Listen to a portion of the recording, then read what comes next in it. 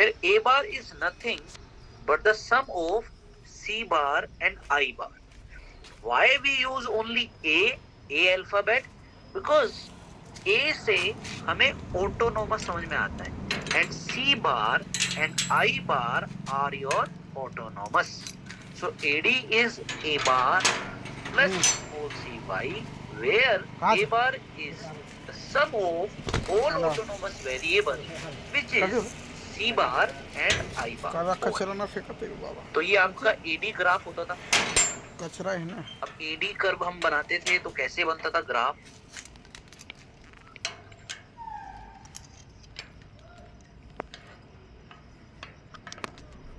यहाँ पे हम कंजम्पशन लेते थे, इन्वेस्टमेंट भी लेते थे और एडी भी लेते थे, और यहाँ पे हम इनकम लेते थे.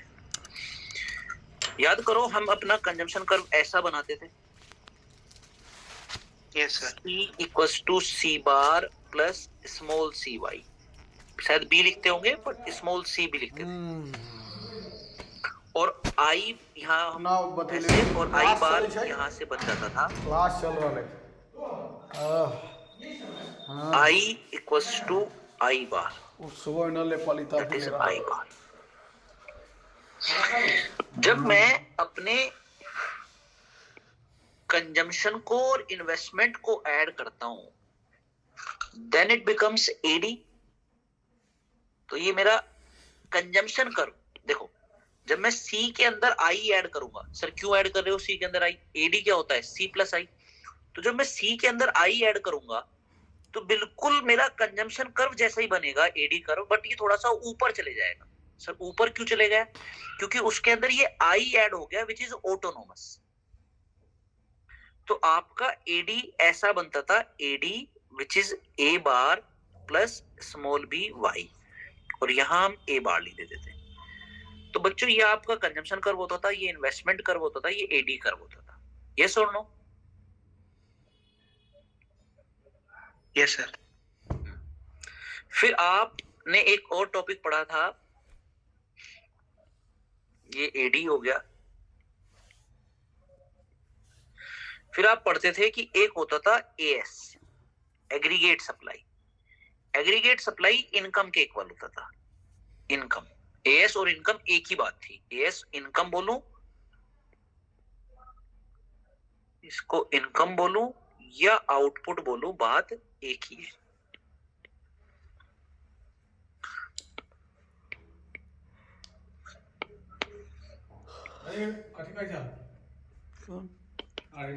ना बतेले.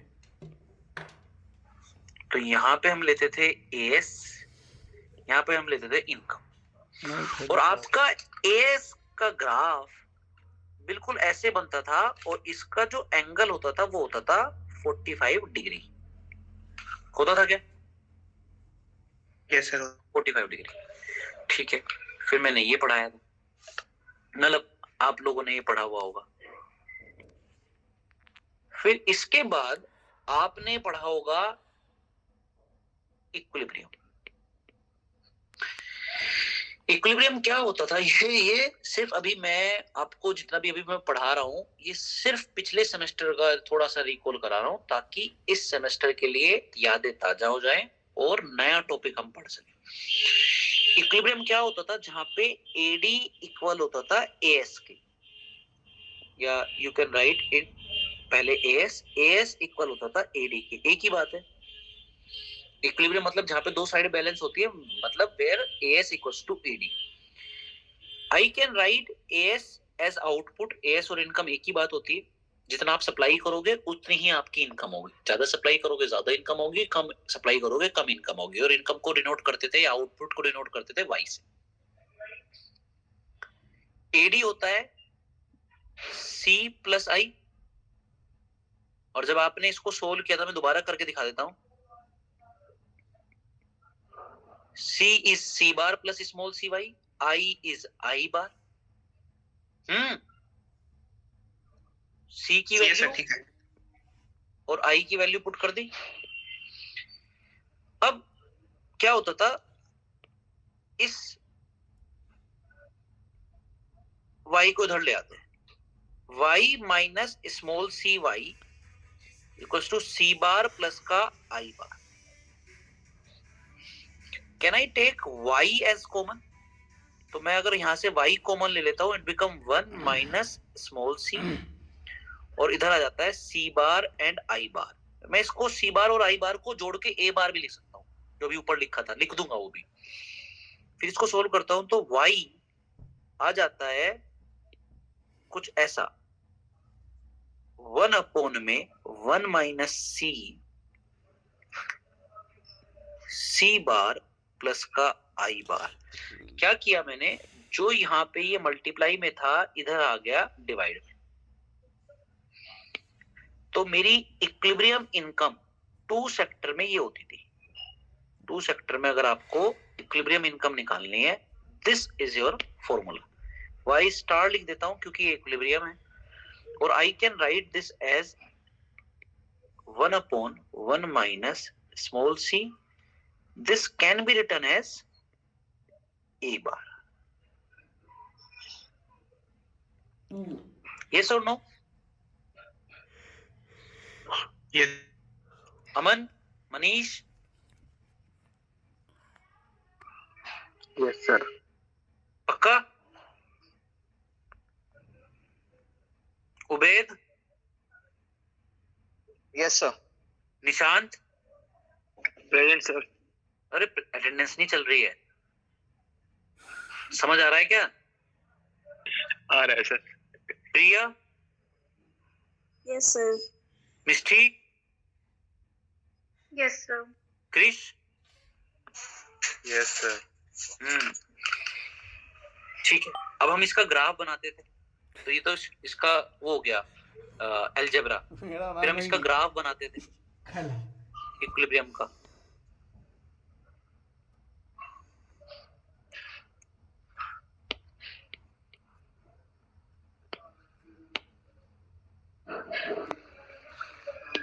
ये सर्दी पढ़ावे छे, इहे अथी पे से निकाल ले।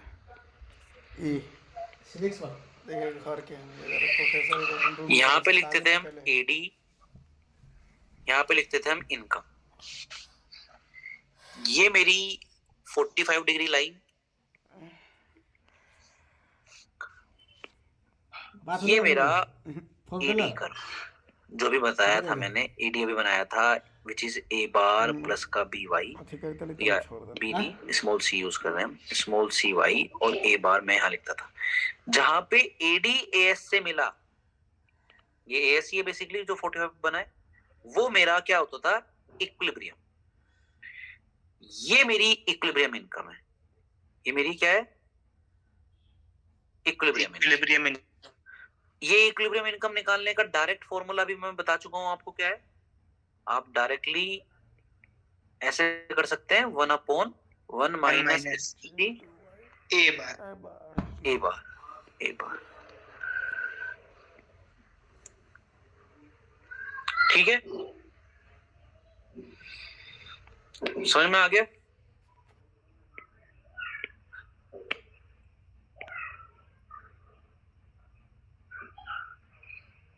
बच्चों इतनी बात क्लियर है?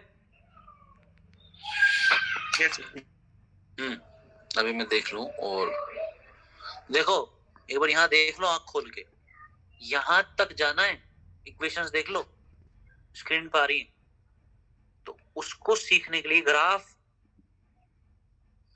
ये इक्वेशंस, ये ग्राफ,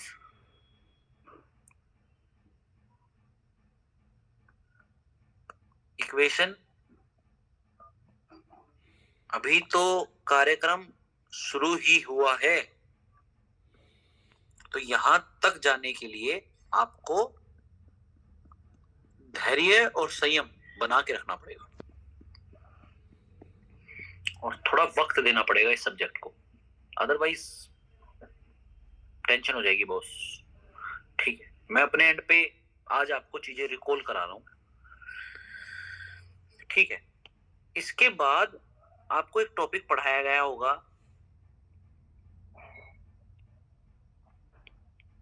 इन्वेस्टमेंट मल्टीप्लायर प्रोसेस। पढ़ाया गया था। क्या होता था investment multiplier? Investment multiplier was denoted by K and it was delta Y upon में डेल्टा I। याद है, इन्वेस्टमेंट में चेंज आने से इनकम में कितना चेंज आ रहा है? Change in income due to change in investment. Change in income due to change in investment. It has two more formulas, 1/1 minus MPC and 1/में MPS। ये दो फॉर्मूले भी हुआ करते थे क्या? हाँ, इन्वेस्टमेंट मल्टीप्लायर प्रोसेस नाम की चीज हुआ करती थी। ये भी हमने पढ़ा था। प्रोसेस नहीं, इन्वेस्टमेंट मल्टीप्लायर ही बोलते थे basically. Why I have written process I don't know. तो investment multiplier process, delta Y upon delta I. Investment में चेंज आने से सपोजिंगली इन्वेस्टमेंट में चेंज आया 100 करोड़ का और उसकी वजह से इनकम में चेंज आया 400 करोड़ का, तो आपका इन्वेस्टमेंट मल्टीप्लायर होता था 400 अपॉन में 100, तो 4।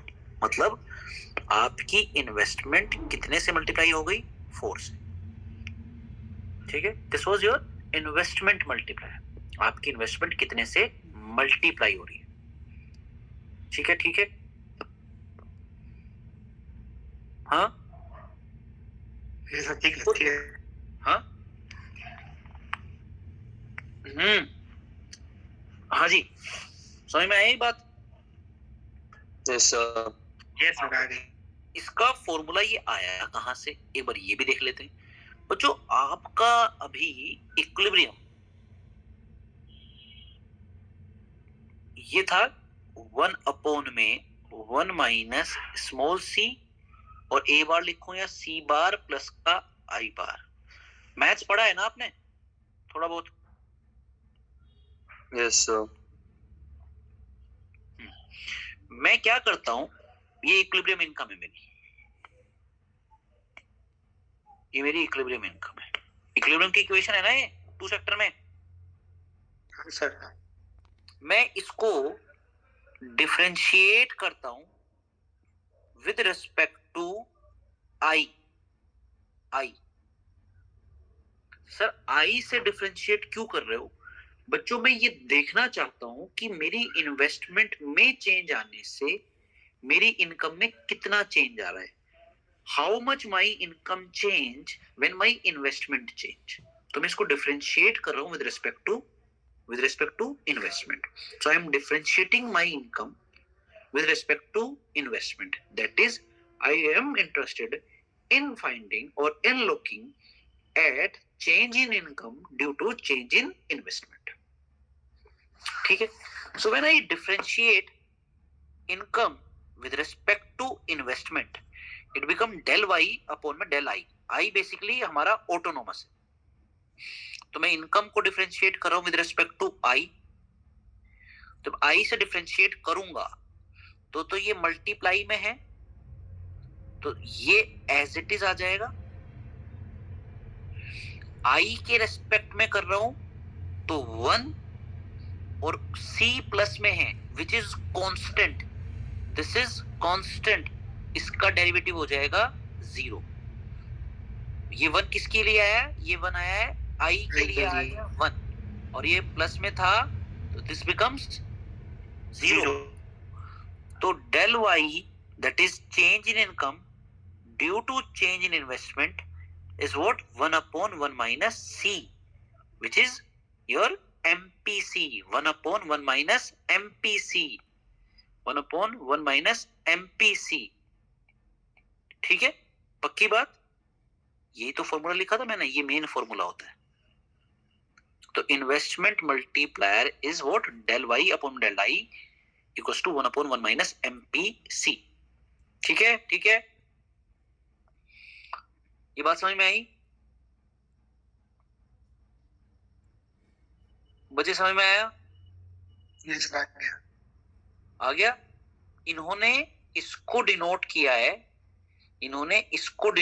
है, इनकी अगर लैंग्वेज में लिखूं तो ऐसे, अल्फा आई बार इनके लिए जो इन्वेस्टमेंट मल्टीप्लायर होता है वो अल्फा आई बार है। अल्फा आई बार मतलब हम जो 11th क्लास में के से डिनोट करते थे, ये डिनोट करते हैं अल्फा से, अल्फा अल्फा, और क्योंकि ये इन्वेस्टमेंट का मल्टीप्लायर है तो अल्फा आई बार। ठीक है, ये बातें इतनी आई होप आपको समझ में आ गई। ठीक है बच्चों, नेक्स्ट मैं एक्चुअली चैप्टर स्टार्ट कराऊंगा। अभी मैंने बेसिक्स बताए, आज की क्लास में स्किप भी कर सकता था, मतलब स्किप एज इन कि ये पार्ट में ना कराता, अपना सिलेबस में कराने लगता, बट उससे कोई फायदा नहीं होने वाला था। आपके पास कितना आता, कितना आपके पास पहुंचता, मुझे आइडिया नहीं लगता। अब मैं नेक्स्ट क्लास में आराम से बिल्ड कर सकता हूं इसके ऊपर, कंसिडरिंग कि आप इतना पढ़ के आएंगे। ठीक है, can I take your attendance now? Okay sir. ठीक है, यस सर। मैं आपके रोल नंबर कॉल करूंगा अगेन, आपको अपना नाम लेना है ताकि मैं ऐप पे आपकी अटेंडेंस मार्क कर सकूं।